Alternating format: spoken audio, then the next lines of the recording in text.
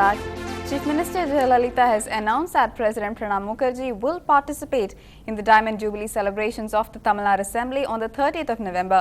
Ms. Jayalalitha said that Assembly Speaker P. Dhanpal, Finance Minister O. Pannirselvam, Electricity Minister Natham R. Vishwanathan and Lok Sabha members personally met the President at Rashtrapati Bhavan on the 26th of October and extended the invitation to him on her behalf.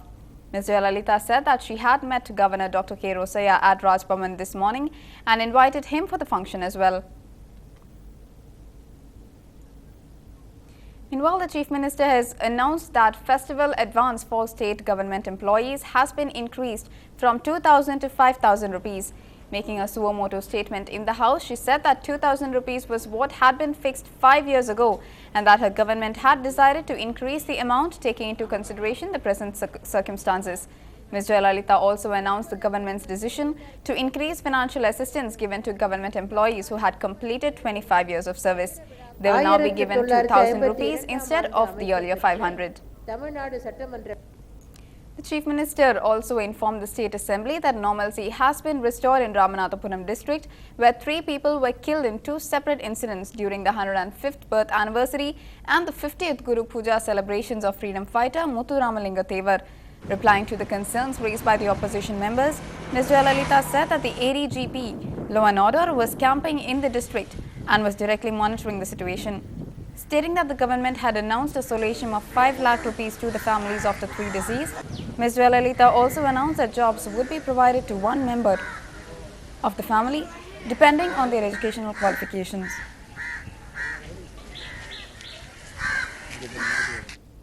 Moving on, days after he was transferred, a threat call has been received by top Haryana IAS officer Ashok Khemka's office. The call was received by a woman attendant. Khemka's office has now filed a police complaint.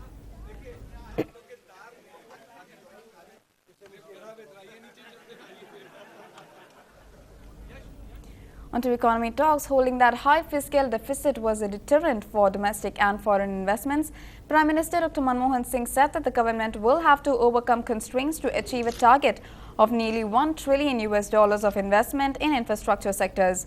Conscious of the fact that the government was working against the political calendar, he called for a common understanding to work out mechanisms and remedial measures to tackle the critical deficiencies on a priority basis.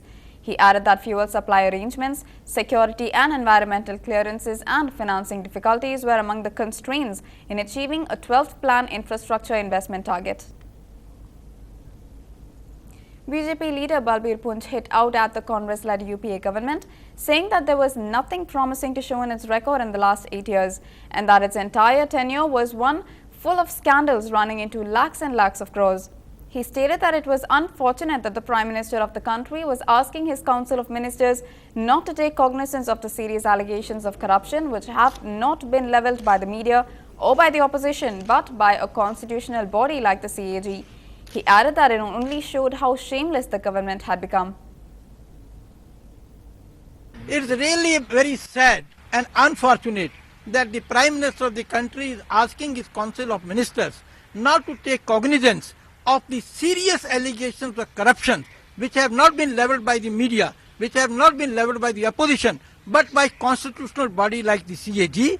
It only shows how shameless this government has become, and as far as address is concerned, there is nothing promising in its record in the last 8 years. 5 years in UPA 1 and 3 years in UPA 2. So there is no reason to think that the performance of the government will even improve even a shade better after this address.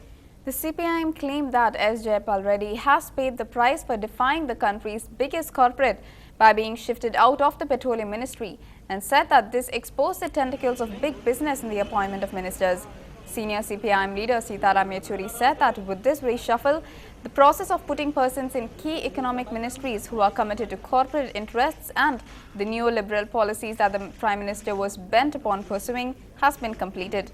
In this context, he named several ministers who had been given crucial economic portfolios and said that all of them represented corporate interests.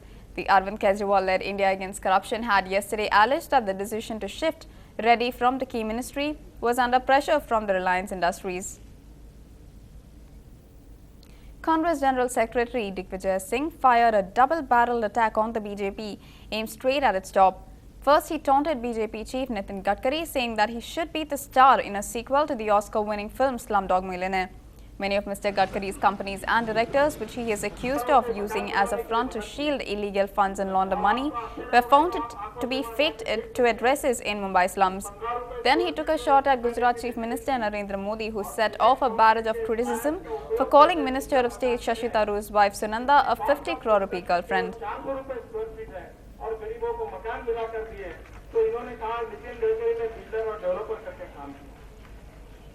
उनके पते फर्जी हैं, slums में उनके directors रहते हैं। शायद लगता है कि स्लम डॉग मिलियनर का पार्ट 2 नितिन गडकरी जी के द्वारा बनाया जाना चाहिए, क्योंकि अब स्लम डॉग मिलियनर ने तो कौन बनेगा करोड़पति के माध्यम से कमाया था फिल्म में। नितिन गडकरी जी ने फर्जी कंपनियां बनाकर उनको डायरेक्टर्स बना मैं कभी किसी के पर्सनल लाइफ पर एलिगेशन नहीं लगाता, लेकिन नरेंद्र मोदी जी ने शशि थरूर साहब के ऊपर जो इस प्रकार की हल्की टिप्पणी की है उसकी मैं निंदा करता हूं। महिलाओं के अपमान किया गया है। मैं तो इस बात से आश्चर्य हूं कि ये विमेन राइट्स ग्रुप्स जो हैं वो चुप क्यों हैं। इसीलिए मैंने ये बात कही है कि नरेंद्र मोदी जी इस बात को उजागर करें, क्या यशोदा बहन के साथ उनकी शादी हुई थी कि नहीं हुई थी, और अगर हुई थी तो उन्होंने उनके साथ क्या डिवोर्स किया है, ये उनको अपने पास क्यों नहीं रखते हैं, उन्होंने अपना मैरिटल स्टेटस डिक्लेयर क्यों नहीं किया। Moving on, the proposal to withdraw the amendments proposed to the Right to Information Act in 2006 has been accepted by the Cabinet meeting. With the proposed amendments dropped, the Right to Information Act will not be diluted, much to the delight of social activists. The move came after Congress President Sonia Gandhi opposed the amendments.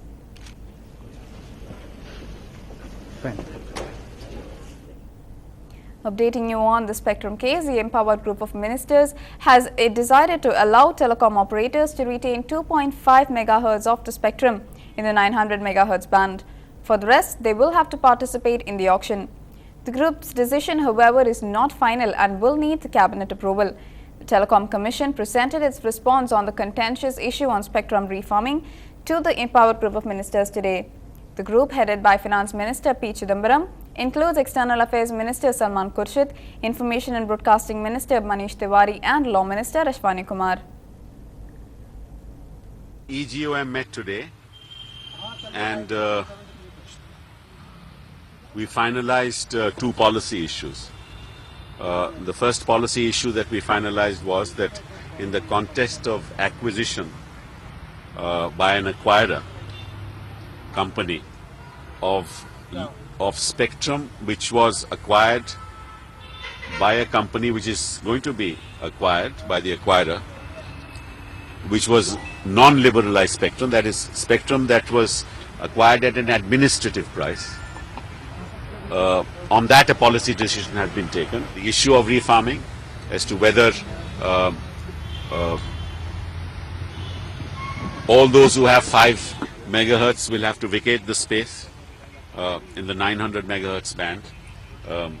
On that too a decision has been taken. Now on both these issues the matter will go to the cabinet. The price of non-subsidized cooking gas cylinders has been increased by 26 rupees.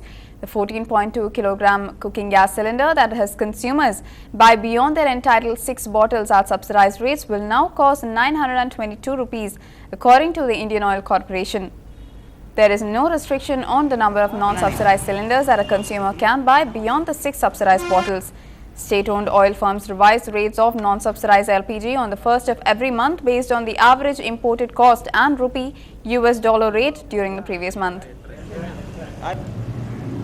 This is what was expected and what is expected, and in the coming days they will go for further hike, and it will affect all sections of the society, not only the poor but all sections of the society. Now mostly people use LPG. Government put a ceiling on the use of LPG. They fix 6 cylinders per family, and now the non-subsidized cylinder price is increased and they will go on increasing. and they will go on burdening the common people. Dr. Manmohan Singh government, the Congress-led UPA 2 government, has become so insensitive to the sufferings of the common people. It's another short break for now. Stay tuned to the other end.